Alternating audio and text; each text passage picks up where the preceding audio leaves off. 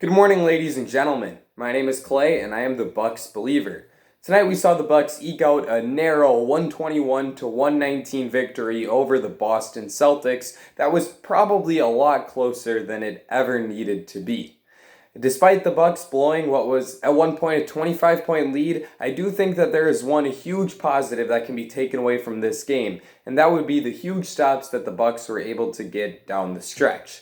With 34 seconds left in the game, the score was at the same point that it was at the end, with the Bucks retaining just a 2-point lead.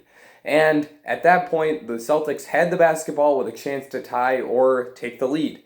Kemba Walker drove to the basket, and Dante Divincenzo made a terrific play to reach all the way across his body and block Walker's shot that allowed the Bucks to get the ball back and retain the lead. On the next possession, Chris Middleton threw a lob up to Brooke Lopez that would have made it a two-possession game, but unfortunately Brooke wasn't able to corral a pass that was a little bit off, and that led to the Celtics regaining possession. They had another shot at tying the game up or taking the lead, as I said before, as it was a 2-point game.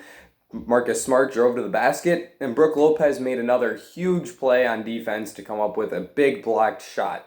The Celtics got an offensive rebound, called timeout. Brad Stevens drew up an inbounds play, and the Bucks did a great job of shutting down what Boston wanted to do. They drew up a play where Daniel Theis was going to set a screen, Jason Tatum was going to roll off the screen, and hopefully be open for a jump shot.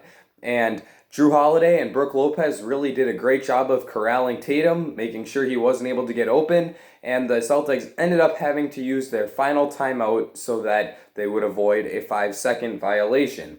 They then drew up another inbounds play, and Jrue Holiday did a great job of jumping into a passing lane and deflecting a pass out of bounds that left just 1 second remaining, and once again, the Celtics were forced to go to a inbounds play to go for the win. In this particular play, Daniel Theis was standing in the opposite corner, while the other three guys, some combination of Smart, Walker, Tatum, and Brown, I forget who the inbounder was, ran some kind of motion play on the other side. Brooke Lopez did not care about Daniel Theis. He sunk all the way into the paint and made sure that there was no easy shot at the basket for the Celtics. Theis was wide open in the corner. I think it was Marcus Smart who was the inbounder, decided to pass it in to him. Theis caught it in the corner, got the shot up, and couldn't get it to go.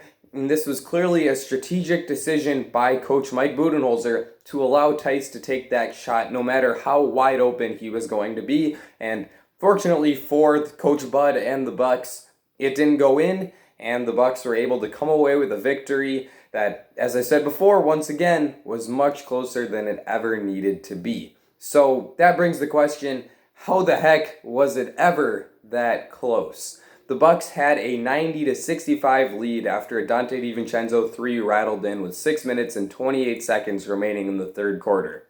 From there, it all went downhill. The Celtics outscored the Bucks 54-21 in the rest of the game, and there were two major swinging points from that second half of the third quarter on that allowed the Celtics to gain all of that momentum.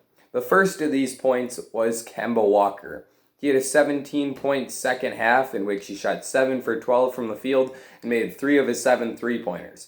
A lot of those shots were difficult shots that came at very opportune times and allowed the Celtics to inch their way back into the game until they gave themselves a real shot to win it in the last 2 minutes. Walker also made a few key passes to teammates as he had 4 assists in that second half, and he played quality defense on the other end of the court as he picked up 3 steals and did a great job of hogging the Bucks' ball handlers. That brings me to the second swinging point from that second half, and that was the Bucks went to turnover town. They committed 12 turnovers in the second half alone, and 5 of those turnovers came from Chris Middleton. Middleton had a really good game, and I don't want to take away from that by pointing out the flaws of his game. He had 27 points and grabbed 13 rebounds, making 11 of his 20 shots to get there. And of those 27 points, most of them came in 2 runs in which the Bucks really needed him to hit shots when Giannis Antetokounmpo was out of the game.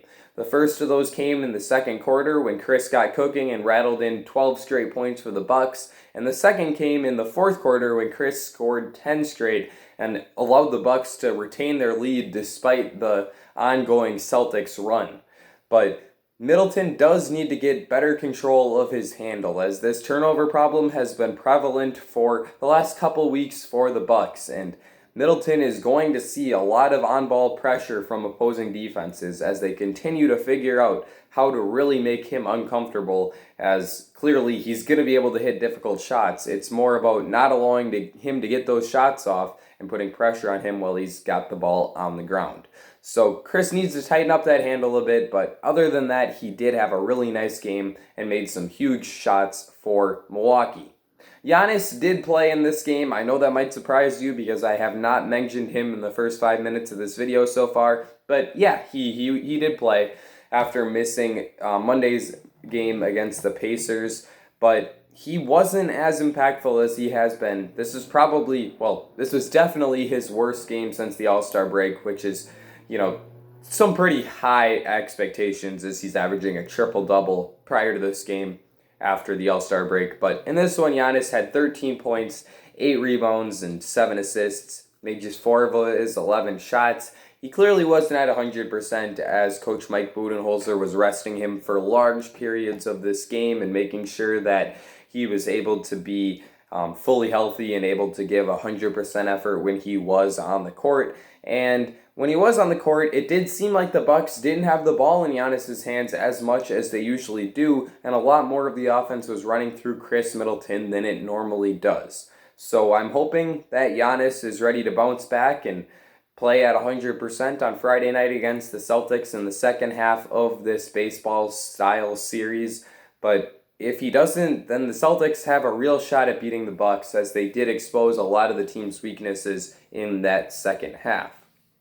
Dante Divincenzo had a big game. He really stepped it up in Giannis's struggles, as he finished with 17 points on 5 for 6 shooting from beyond the three-point line. A lot of those were difficult, contested three-point looks, but Dante was able to knock him down, and that kind of shooting is what the Bucks are going to need from him as he continues to be probably the 4th or 5th best player on this team. Brooke Lopez also stepped up in a big way, as he, similar to Dante, had 17 points. Brooke was 7 for 14 from the field. He's really done a better job of being more aggressive offensively ever since the All-Star break. One particular area in which I've noticed Brooks' improvement is that he's able to get down the court quickly in transition, establish great position for himself under the basket, and use his gigantic frame to really body people around. If the Bucks guards are able to pass it into him in there, it's going to lead to an easy layup or dunk pretty much every single time.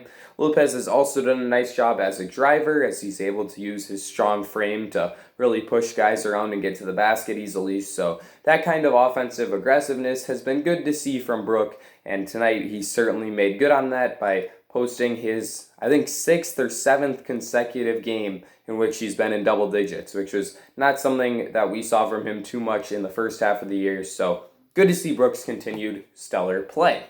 Sam Merrill also hopped into the rotation today, as Bryn Forbes was out with an injury. In his 8 minutes of play, Merrill made just 1 basket, a three-pointer on 1 for 3 shooting. That three-pointer came on a very Bryn Forbes-esque play in which the Bucks ran an inverted pick and roll, with Giannis being the ball handler and Sam setting a screen. Sam popped off of that screen, went straight to the three-point line, and knocked in an excellent catch-and-shoot three-pointer. The Bucks ran that play a couple more times. I think that a couple of them led to easy buckets for Giannis.